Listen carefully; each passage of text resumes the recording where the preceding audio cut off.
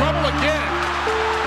Final 10 seconds of round one and hands down for the second count. Mga sports, isang nakakalungkot na balita ang gumulat sa buong mundo ng boxing. Ang dating world champion na si Ricky the Hitman Hayton ay pumanaw na sa edad na 46. Ano nga ba ang nangyari sa kanyang huling mga sandali? Kung trip mo po ang ganitong content, pa-follow at pa-subscribe na din. Tara alamin natin ang buong kwento. Si Ricky Hatton ay isa sa mga pinaka-iconic na British boxer ng kanyang panahon. Kilala siya sa kanyang matinding laban kina Manny Pacquiao at Floyd Mayweather Jr. at sa kanyang masugid na fans na laging bumabaha sa mga boxing arena. Pero nitong September 14, 2025, nagulat ang lahat ng kumalat ang balitang natagpuan siyang wala ng buhay sa kanyang bahay sa Hyde, Greater Manchester, England. Ayon sa Greater Manchester Police, nakatanggap sila ng tawag mula sa isang concerned citizen bandang 6:45 ng umaga dahil may pangamba siya sa kalagayan ni Hayton. Agad nilang pinuntahan ang kanyang tahanan at doon na siyang natagpuan wala ng buhay. Malinaw na sinabi ng pulis na hindi ito kahina-hinalang pagkamatay,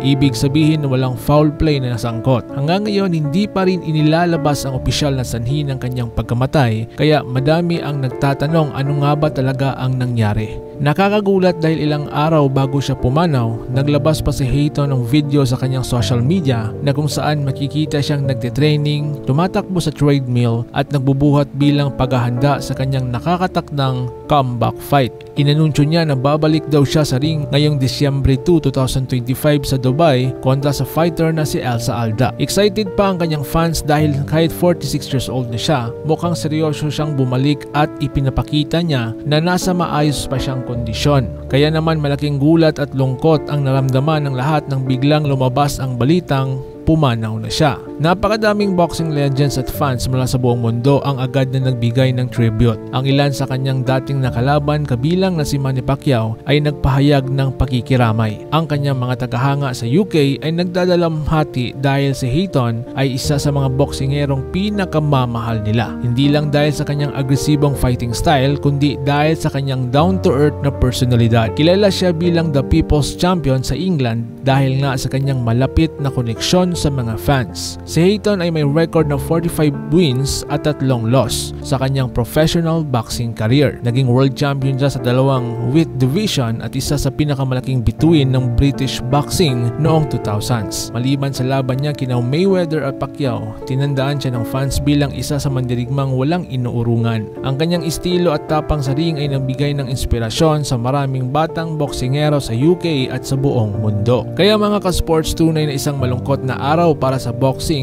Ricky Hayton, isang alamat at inspirasyon na maalam sa murang edad na 46. At anon sa tingin ninyo ang pinakamalaking ambag ni Ricky Hayton sa mundo ng boxing? I-comment siya sa ibaba at sama-sama nating gunitain ang kanyang legacy. RIP Ricky the Hitman Hayton. Kung nagustuhan mo po ang ating content, paiwan ng follow, subscribe at pahit notification bell para updated din kayo sa mundo ng mga boxing.